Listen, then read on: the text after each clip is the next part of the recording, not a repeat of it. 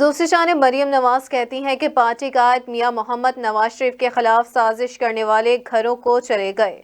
نواز شریف نے اپنا مقدمہ ثاقب نثار پر نہیں چھوڑا، اللہ پر چھوڑا تھا۔ تفصیلات کے مطابق نارووال میں جلسے سے خطاب میں مریم نواز کا کہنا تھا کہ آج شیروں کی طرح نواز شریف کھڑا ہے، ظلم والے ایک ایک کر کے انجام کو پہنچ گئے، یہ مکافات عمل ہے کہ سوا کچھ نہیں ہوا۔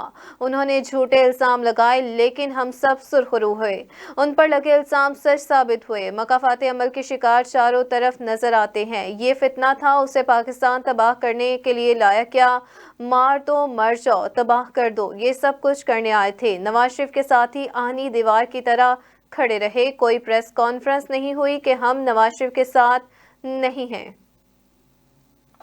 کہ دیکھو احسن اقبال صاحب کو تکلیف پہنچانے والے آج کہاں کھڑے ہیں، کہاں اللہ نے پہنچا دیا ان کو، اور احسن اقبال صاحب آج یہاں آپ کے سامنے اللہ کے فضل سے پوری آب و تاب کے ساتھ چمک رہے ہیں۔ اسی طرح نواز شریف صاحب کے خلاف کیا کیا سازش نہیں ہوئی، کیا کیا ظلم نہیں ہوا، کیا کیا انتقام نہیں لیا گیا، کیا کیا جبر نہیں ہوا۔ دیکھو جتنے سازشیں کی، جتنا انتقام لیا، جتنا ظلم کیا، ایک ایک کر کے سب اپنے اپنے انجام کو پہنچے۔ آج ٹی وی پر بیٹھ کر دیکھتے ہوں گے نواز شریف کو اللہ تعالیٰ نے عزت دے دی دوبارہ۔ تو یہ جو ہم دیکھ رہے ہیں یہ مکافات عمل کے سوا کچھ نہیں۔ انہوں نے جھوٹے الزام لگائے، کون سا ایسا جھوٹا الزام ہے جو انہوں نے نواز شریف پر نہیں لگایا؟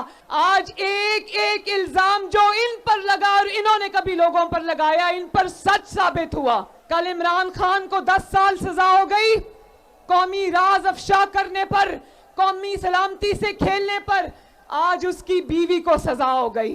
یہ لوگوں کو چور چور کہتے رہے، وہ کہتے تھے نا وچوں وچوں کھائی جاؤ تو رولا پائی جاؤ، یہ لوگوں کو چور کہتے تھے۔